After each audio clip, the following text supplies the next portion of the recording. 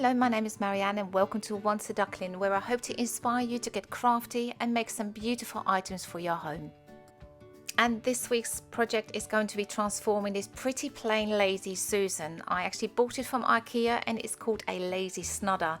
I started with giving it a good clean, making sure it's dust and grease free before giving it a couple of coats of paint. I used Rust-Oleum white chalk paint, but you can use acrylic paint, which will do the job just as well.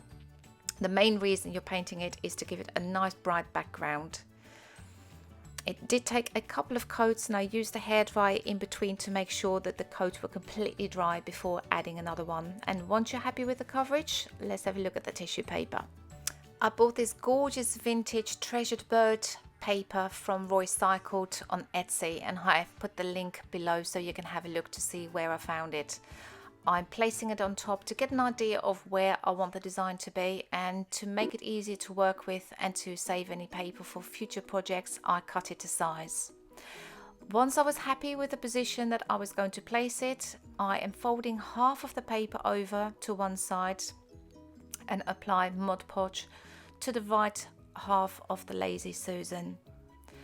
Make sure you've got enough Mod Podge on there to avoid any areas from not sticking down fully. I'm going over it quite a few times just to making sure that I haven't missed any areas.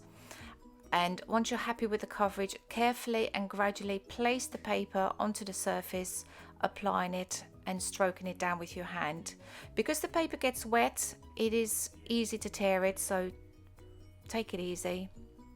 I've found with this technique you will always get a couple of small wrinkles, but smooth them down as much as you can. I'm using some cling film as a barrier to smooth down any wrinkles. You still have to be careful because the wet paper can rip quite easily, but the plastic definitely helps. I did start off using a small rolling pin, but the tray was just moving about too much and I found it easier using my hand. When the first section is down, fold the paper back over and apply Mod Podge to the other side of the Lazy Susan, and follow exactly the same process, smoothing down the paper and getting rid of any bubbles and wrinkles that might appear. I'm not actually too worried about the couple of small imperfections, and I will show you why in a little while.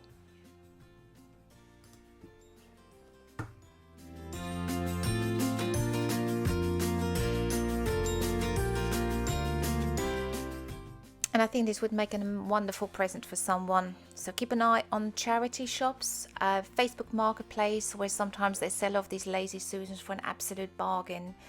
I did previously pick one up for £4, which is an amazing price to make something that is completely unique.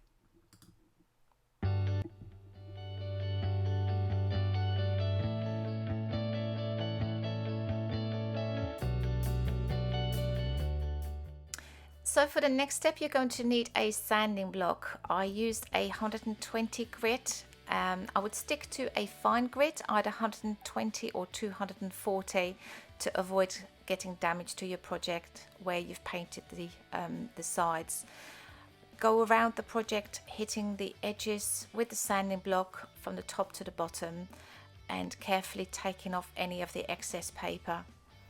It should give a nice clean finish. You can take your time with this technique, although you will find that once you get the hang of it, it works really fast, and it's probably one of the most satisfying parts because your project really gets a nice clean finish and you can see what the end result is going to look like.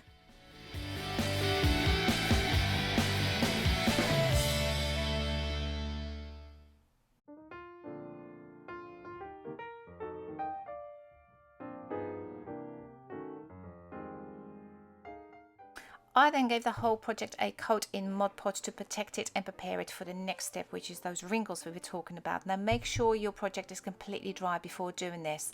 To get a bit of a vintage look, I took some 120 grit and 240 grit sandpaper to smooth it down before giving it another coat of Mod Podge. Next, I used some Sloan gilding wax to go around the outside of the tray and add some gold shimmer. For some reason it didn't record me doing the whole tray, but just go around and add this to the whole design. Looking at it again, I decided I wanted to have the sides of the Lazy Susan grey to match the writing, and I think it was more in keeping with the old vintage look that I was trying to achieve. So I used some normal grey acrylic paint to finish off the design. Once this was dry, I added some more gilding wax and finally finished it off with another coat of Mod Podge, including the sides that I just painted grey. And here it is in our kitchen.